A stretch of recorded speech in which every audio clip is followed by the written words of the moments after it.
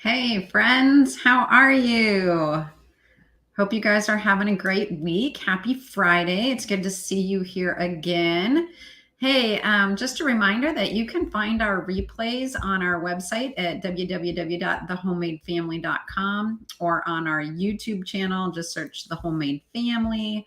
And we're also on Facebook and podcast stations like Spotify or wherever you listen to podcasts. You can search for Insight Now and then look for the Kingdom Family Insights ones. Anyway, we are excited. We have a super huge week coming up this week, or weekend, I guess. We have been prepping for a very, very, very special event. Our daughter turned 13 about a week ago, and we are having a coming of age ceremony. But what does that mean? What it means is that tomorrow we are going to officially declare that our daughter has become an adult. Yes. And maybe that sounds like, what? Like, what are you talking about? You said she just turned 13. How in the world is she an adult? In what way, shape, or form is she? Well, those are really good questions. And we plan to dedicate this day just to explain this process, because it actually, what we're doing tomorrow is just another step and extension of something that we started when our kids were born. And it's part of our parenting philosophy that shapes how we treat our kids literally every day. And so a coming of age thing is a super important moment, but it is just a piece of the much bigger picture. So the questions specifically about coming of age and calling a 13-year-old an adult, like some of the questions we ask about that are just, what does qualify someone to be an adult? Or, when do we cross that bridge? For myself, I remember going to college, and my first week in college, I'm still in orientation, and it's just a bunch of us freshmen on campus, and people are calling us men and women. And I'm like, when did that happen? Like, I'm all of a sudden I'm a man. Like, what happened? Like, is that because I graduated high school, or because I went to college, or is it because I turned 18? Like, what was it that caused me to become a man? Where was the bridge, and when did I cross it? And also backing up a little bit, like, we see our goal as parents to raise our kids for adulthood. Like, we are preparing our kids for adulthood. And so it actually is really helpful and important for us to try to answer the question, what is adulthood and when does it start? Because that gives us kind of our goal, like, what actually are we trying to instill in our kids, and when do we need to have it done by? So to answer those questions, to help us answer those questions, we looked to scripture. And we looked to Jewish tradition. And when we looked in those sources, basically what we saw is that in a lot of biblical culture, throughout the couple thousand years of well-recorded and documented biblical history, teenagers were often like running their own homes, starting family, becoming kings. Like, even Mary, the mother of Jesus, was probably only 14 or 15 years old when she was giving birth to Jesus. And here's this teenager being entrusted with the Son of God. Wow. Like, that's huge. We also, it was fun. We listened to, help me out, Laura Ingalls Wilder, Little House on the Prairie. And I was amazed at how many adult responsibilities they were giving the kids in those days. And even like leaving them alone, and kind of a light bulb went on. I was like, wow, I think that we just aren't requiring enough of our kids. Like, they just, So that kind of shifted our mindset. I think that there's this common thought today that kids really like that they're just kids and they aren't smart enough or they can't do all the things and whatever. Or that it's wrong and mean and abusive for us to try to put some responsibilities on them. Right. Like, no, you just got to let Yeah. kids be kids. Let them enjoy their childhood. It Yeah. ends too soon anyway. And so when after listening to that, we kind of talked and we're like, man, I think that our kids can probably handle more than we think that they can handle. So as far as like responsibilities, and with responsibilities, freedoms too, you know, Exactly. And privileges. And so we started tying those two things together, privilege and responsibility. But it really helped us to go, hey, wait a minute, like maybe we should be looking at our kids more as like raising them into adults and what can they handle at each level. So anyway, sorry, hope I didn't derail us. No, you're good. All right. So, we looked at biblical tradition. We looked at some other recent historical things that we just kind of stumbled across, but we also looked at Jewish tradition. And, it's well known. There's bar mitzvahs. Actually, for girls, it's got a different name. It's called a bat mitzvah or a bat mitzvah. I'm not sure exactly how to pronounce it. And for girls, it's at 12. For boys, it's at 13. But part of that ceremony is the father lays his hand on his son and says, "Today you have become a man." And he lays his hand on his daughter and says, "Today you have become a woman." And that actually no more guesswork. Like no more guesswork. Today is the day. Today is the day. And there's certain things that happen along with that. They do some part of the reading, they whatever the scheduled scripture reading is for that day, like they're the ones who read it and give a brief message on it, or they do some sort of participation in the service of that kind of thing. And there's just, anyway, there's different pieces to it. They also declare over them, you're now responsible for your own sin. Yikes. And so there's some actual like responsibility and accountability even before God that they are declaring starting on that day. Mm-hmm. And so anyway, we realize like, hey, we're kind of on an island looking only at American culture, like modern American culture and perspective on what it means to be a teenager.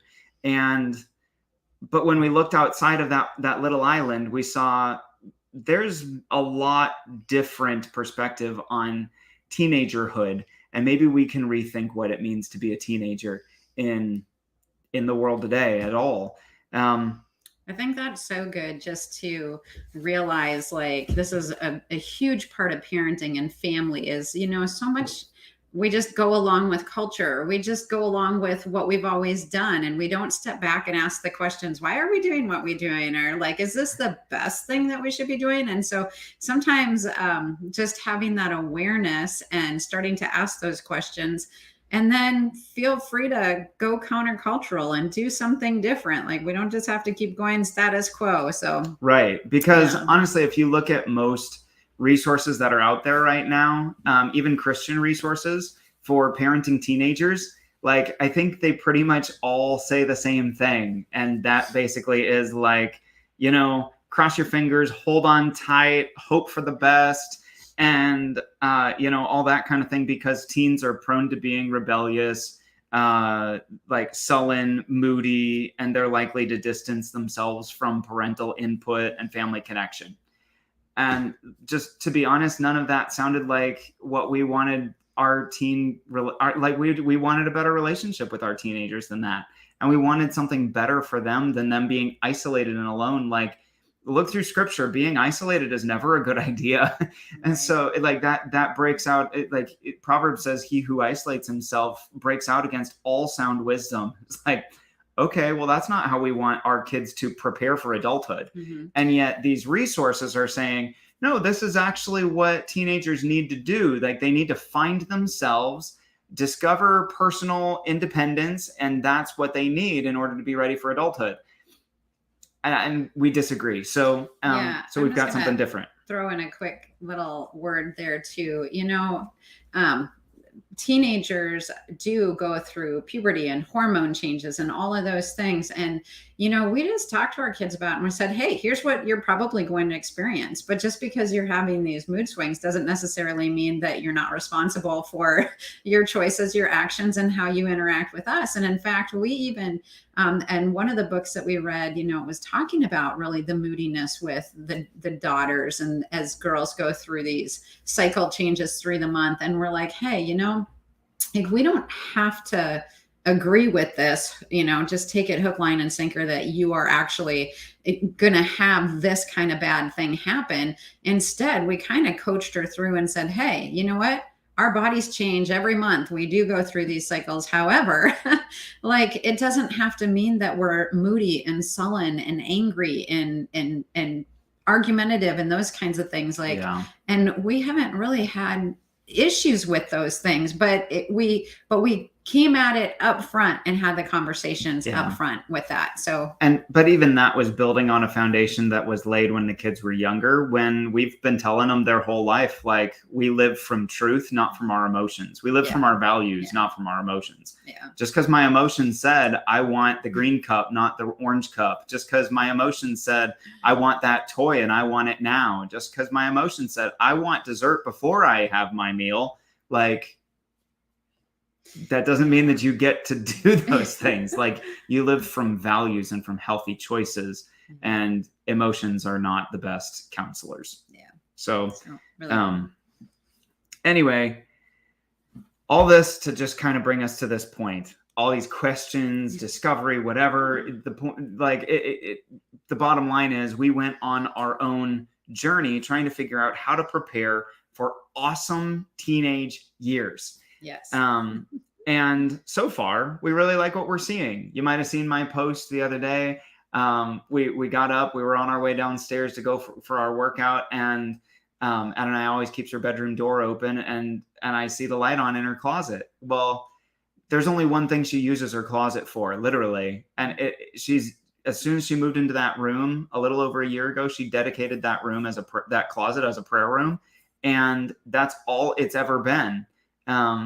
And the light was on in there. Like, so we knew she's spending time with Jesus. She's recently picked that habit up and has been doing it every day lately, just setting her alarm, getting up and having Jesus time in her prayer room, like her prayer room. Our 13-year-old has a prayer room. And just the other week, we had our 2 teenagers on here talking about dating, and we got so much good feedback. So many people were encouraged by that, like hearing wisdom coming from the mouth of quote unquote kids, that we don't call them kids, they're adults now. But so that kind of brings us back to celebrating our kids' 13th birthday, welcoming them to adulthood, and the question of what does that actually mean? So we're going to cover kind of 3 things, foundational principles of what kind of brings us up to that moment of recognizing our kids as adults. And I'll give you the heads up. We don't plan on answering the question exactly until the 3rd point. So going to keep you in suspense just a little bit longer.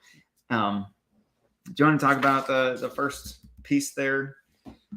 Or do you want me to? Go for it. All right.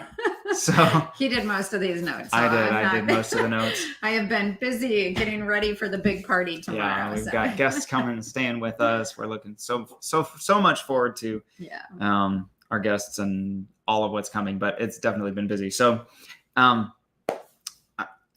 number 1, family starts in a garden. And here's what we mean by this. We learned this from some of our parenting mentors, Jamie and Nikki Van Gelder.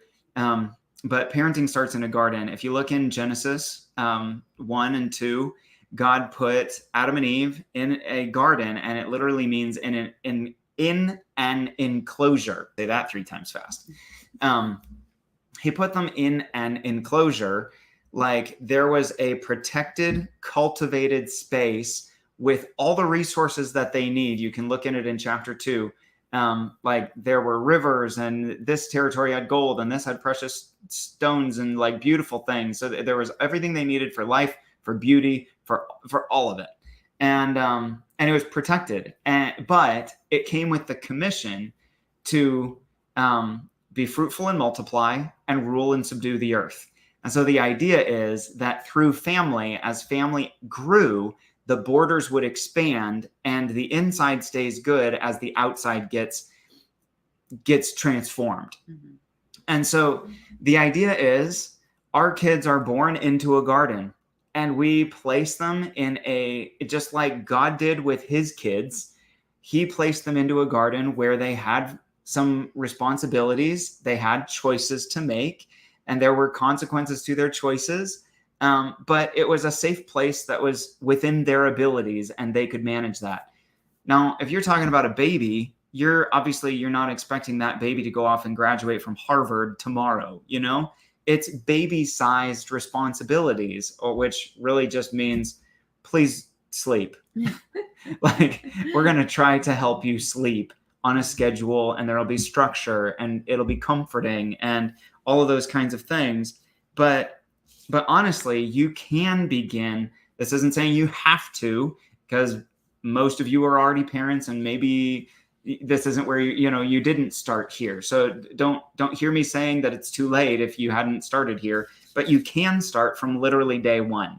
That as soon as you bring that baby home from the hospital, you can be setting some schedules and things like that. And it just helps that thriving begin to happen.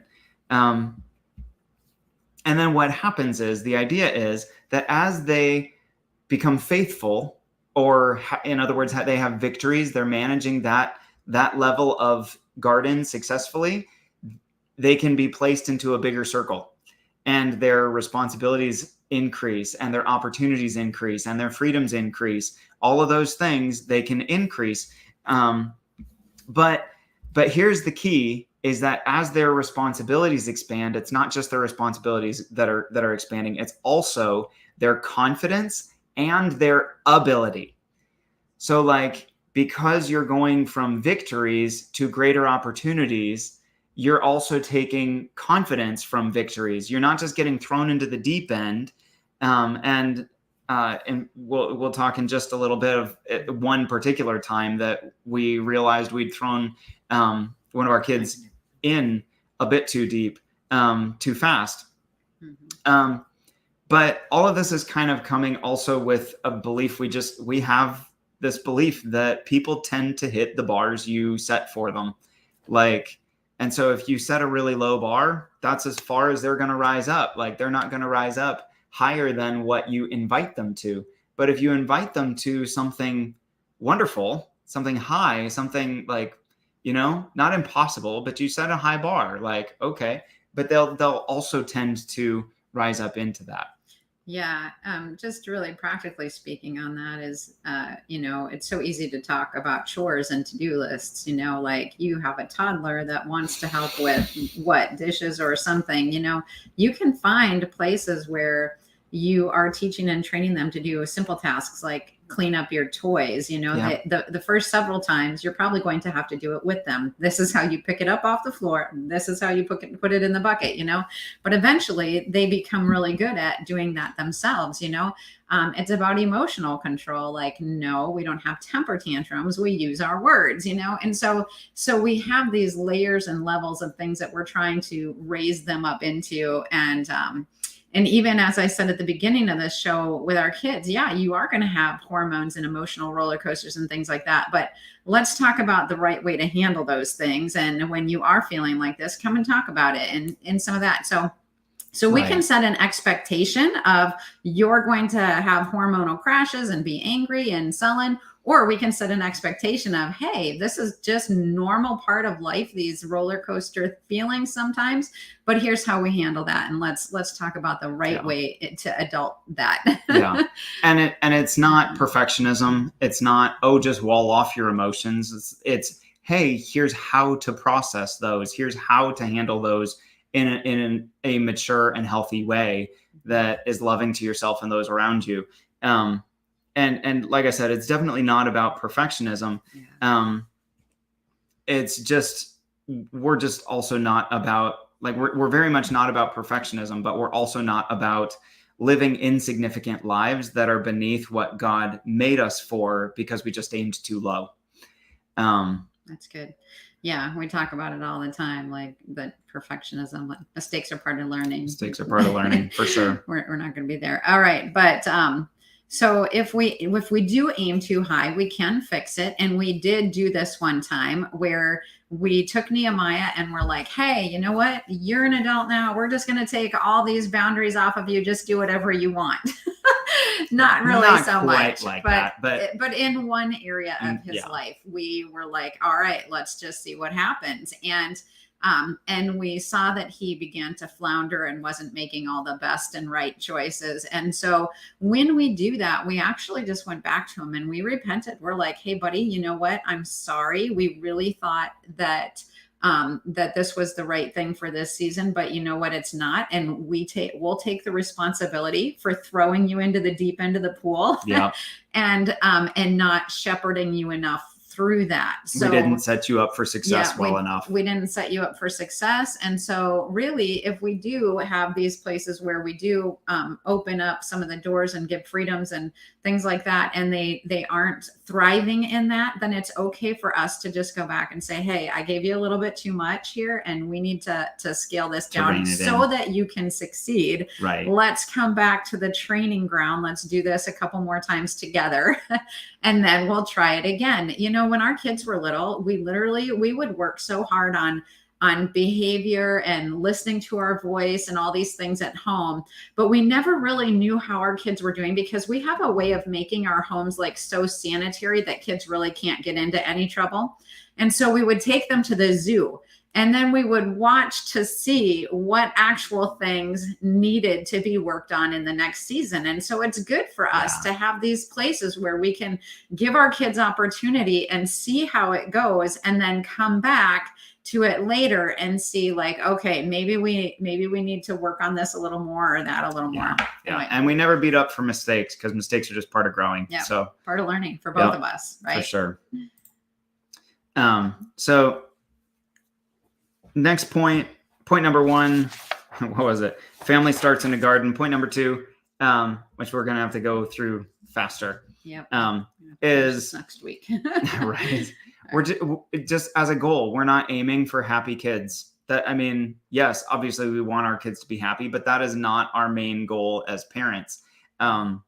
It is a fruit of what happens when we have a fruit. Structured and happy home. It is a fruit that happens, but we are not. But yeah, it's not what we're aiming for. It's something that happens, but it's not what we're aiming for. So modern parenting, though, says just keep affirming your kids. Affirm, affirm, affirm, affirm. And it says that kids need constant affirmation for proper psychological development. And Annalie says, keep going, don't stop. I just got here. Hi, Annalie. Hi, Dave.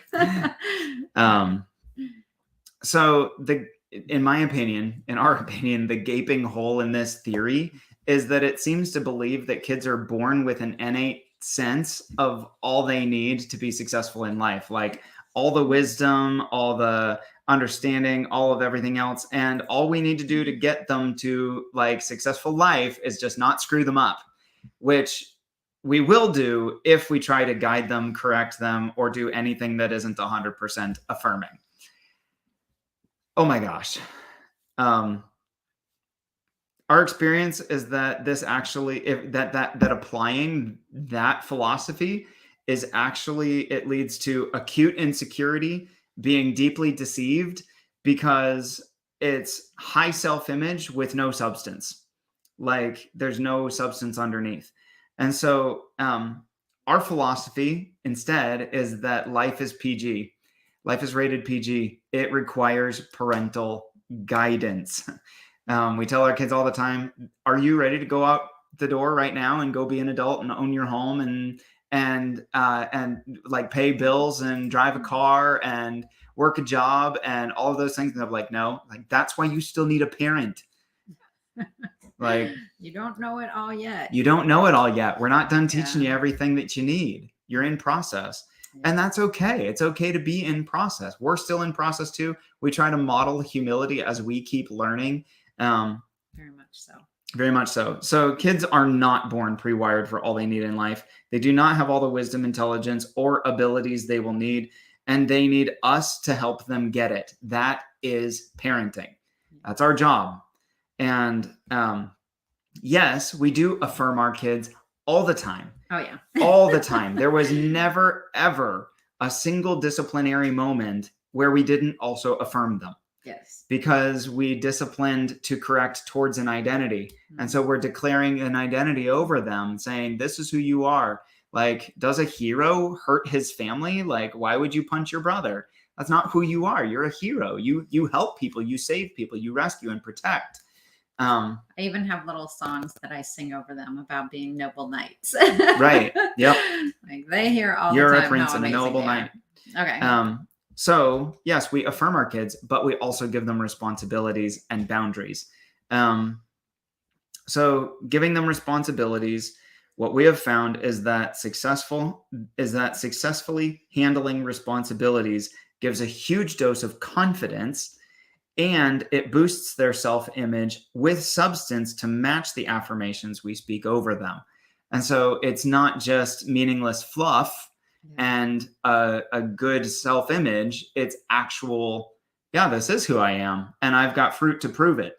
Yeah. If ever we have them going through something tough that they think is, outside their garden, we're calling them into the next level, and it's hard and it's a struggle for them, but then they overcome. We really sit them down and celebrate and go through it. And, so that they know, like, hey, when you come to tough stuff, like, you are bigger than this, you're stronger than this, you're smarter than this, you're more powerful than this. And this is like, look, you did it. That's so awesome. So all of this leads to, this is why when our kids turn 13, we declare over them, you are now an adult.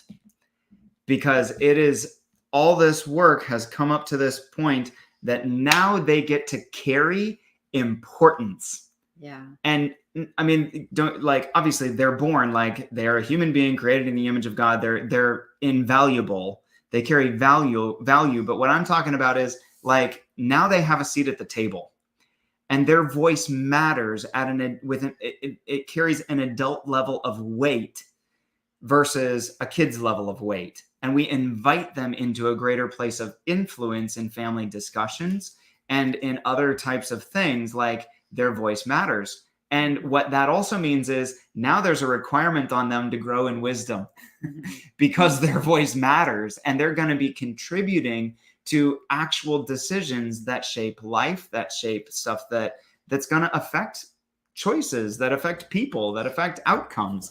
And they're going to have a voice in those things. So it invites them into learning how to carry the weight while they're still under our home, instead of waiting until, oh, you're 18, you're going off to college. Bye. Good luck figuring out how to carry the weight of adulthood by yourself. Now you got to pay all these bills and do the rent and figure out your schedule and laundry and everything else. And exactly. Like, nope, you're going to have to learn it all at a younger age. So this is, we're here to shepherd you so through this, while it, in some ways, it increases a burden earlier, it's actually this powerful gift of mercy to our kids, because we are giving them a safe place and years of time under our roof to learn how to be an adult. Mm-hmm.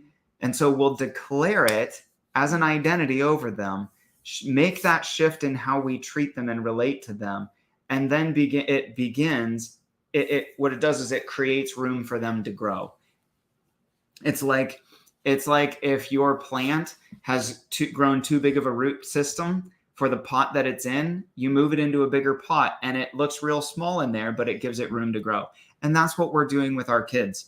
So it was actually really funny. The other day, Nathaniel and I were trying to have a conversation to make decisions about a trip that we were going to take. And our oldest son, Nehemiah, he was there just sharing, like he's brainstorming and having all these ideas and giving all these things. And Nathaniel and I were just kind of smiling and shaking our head yes. And then later we were like, I love that he feels so empowered to like help shape the decisions and problem solve how we're going to do this thing. And anyway, it was just really fun to see that that he felt empowered and that his voice mattered in the whole situation. So yeah.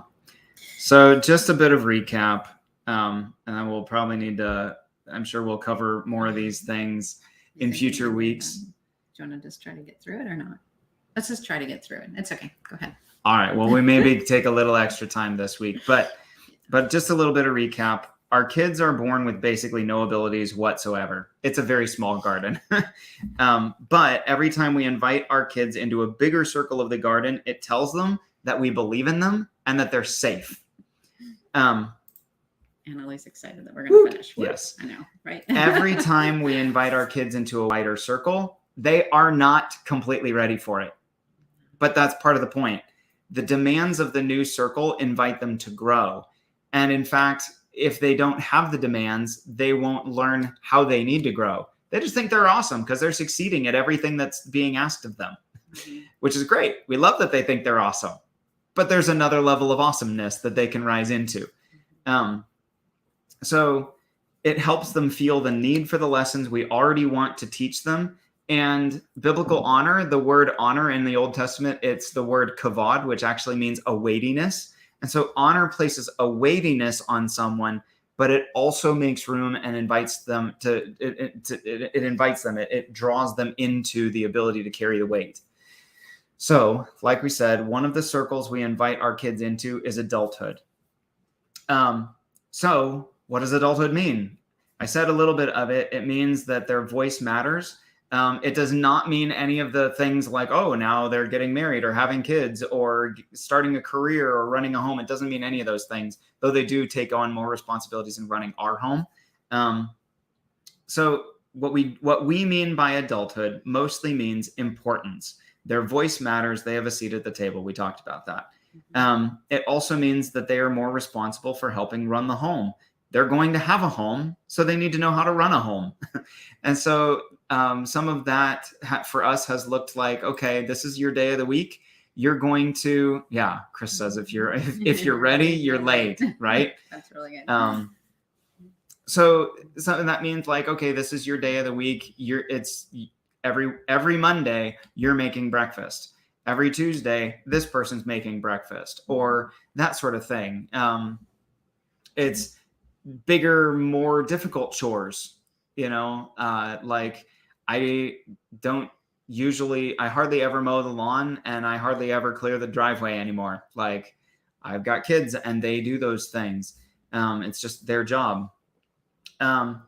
But also it's not just the responsibilities. It's also that they now get to have a new level of relationship with us, because as they continue to grow and mature, all of a sudden we get to there's so many beautiful dynamics to our relationship that we've had with them, and those all get to stay.